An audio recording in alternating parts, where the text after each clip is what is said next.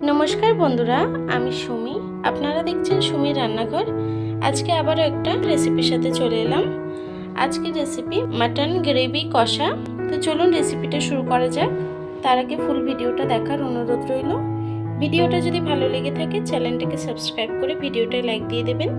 চলুন তাহলে রেসিপিটি শুরু করা যাক। প্রথমেই আমি 2 কেজি মাংস সুন্দর করে ধুয়ে একটা প্রেসার কুকারে নিয়ে নিয়েছি। এখন দিয়ে দেবো 1 চামচ হলুদ গুঁড়ো, দেবো 1 চামচ নুন। নুন হলুদটা সুন্দর করে মাটনের গায়ে আমি মাখিয়ে নেব। দেখুন বন্ধুরা, আমি মাটনে নুন হলুদটা সুন্দর করে মাখিয়ে নিয়েছি। এখন প্রেসার কুকারের ঢাকনাটা আটকে আমি 5-6টা সিটি মেরে নেব। আমি কোনো রকম জল অ্যাড করিনি কিন্তু মাটনের মধ্যে।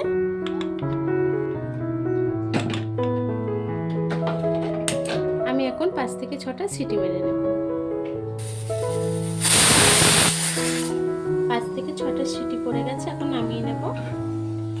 কড়া বসিয়ে নিয়েছি, কড়াইটা গরম হয়ে গেছে। আমি তেল দিয়ে দেবো। রান্নাটা কিন্তু সর্ষের তেলেই করব। তেলটা গরম হয়ে গেছে, দিয়ে দেবো একটু গোটা জিরে ফোড়ন, দেবো 3টে তেজপাতা, দিয়ে দেবো 2টো শুকনো লঙ্কা। ফোড়নটা আমি একটু ভেজে নেব। দিয়ে দেবো পেঁয়াজ কুচি, দেবো কয়েকটা কাঁচা লঙ্কা। সব কিছু রান্না করে নেব। পেঁয়াজটা যতক্ষণ নরম না হয়ে আসছে।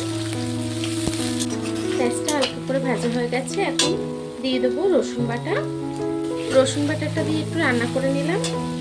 দিয়ে দেবো একটু আদা বাটা। আদা রসুন বাটাটা দিয়ে কিছুক্ষণ রান্না করে নেবো। যতক্ষণ আদা রসুনের কাঁচা গন্ধটা না যাচ্ছে ততক্ষণ রান্না করে নেব। আদা রসুনের কাঁচা গন্ধটা চলে গেছে। এখন দিয়ে দেবো জিরে আর গোলমরিচ বেটে নিয়েছি শিলবাটায়, সেটাকে দিয়ে দেবো। আমি কিন্তু সব মশলা শিলবাটায় বেটে নিয়েছি সুন্দর করে। দিয়ে দেবো একটা টমেটো। টমেটোটাকে দিয়ে একটু রান্না করে নেবো যতক্ষণ টমেটোটা গলে না আসছে। টমেটোটা গলে এসছে, মশলাটাও কিন্তু অনেকটা কষানো হয়ে গেছে। এখন গুঁড়ো মশলাটা অ্যাড করবো।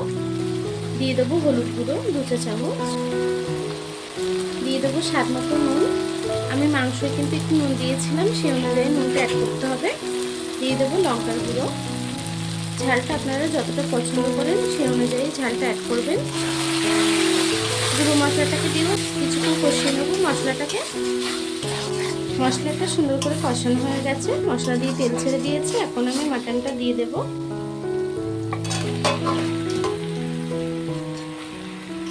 মাটনটাকে দিয়ে আমি সুন্দর করে কষিয়ে নেব। মাটনটা সিদ্ধ করার পরে কিন্তু একটু জল বেরিয়েছে মাটন দিয়ে।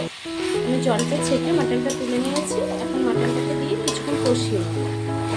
মাটনটাকে আমি কিছুক্ষণ কষিয়ে নিয়েছি। এখন আলুটা অ্যাড করব। আমি কিছুটা গোটা গোটা আলু নিয়ে নিয়েছি। কাঁটা চামচ দিয়ে আলুটার গায়ে একটু ছিদ্র করে নিয়েছি। আলুটাকে দিয়েও আমি কিছুক্ষণ কষিয়ে নেব। মাটন আর আলুটাকে সুন্দর করে কষিয়ে নিয়েছি। এখন জল অ্যাড করব। প্রেসার কুকারে যে জলটুকুনি বেরিয়েছিল মাটন দিয়ে, সেই জলটা দিয়ে দিলাম।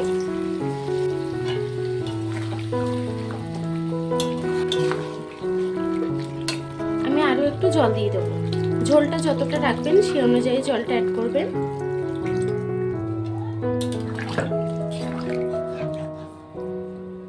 এখন তরকারিটাকে আমি রান্না করে নেব। দেখুন বন্ধুরা, আমার তরকারিটা কিন্তু প্রায় হয়ে এসছে, ঝোলটাও টেনে এসছে। আমার তরকারিটা হয়ে গেছে। এখন নামানোর আগে সামান্য একটু গরম মশলা দিয়ে নামাবো। দিয়ে দেবো 2 চামচ গরম মশলা বাটা। আমি শিলবাটায় সুন্দর করে বেটে নিয়েছি। 2 চামচ গরম মশলা দিয়ে দিলাম। গরম মশলাটাকে দিয়ে একটু নেড়ে চেড়ে নেব। মাটনটা কিন্তু রান্না হয়ে গেছে। এখন গ্যাসটাকে বন্ধ করে দেব। তরকারিটাকে এখন নামিয়ে নেব।